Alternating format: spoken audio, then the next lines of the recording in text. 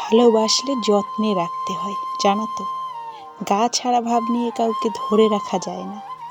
যেখানে সম্মান মেলে না, আদর মেলে না, ভালোবাসা মেলে না, সেখানে কেউ থাকতে পারে না।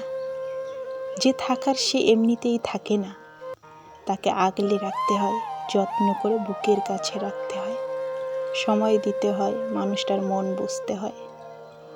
অযত্নে, অবহেলায় দূরে ঠেলে দেওয়ার পরেও মানুষটা থেকে যাবে, এই আশা করাটা বড্ড বোকামি।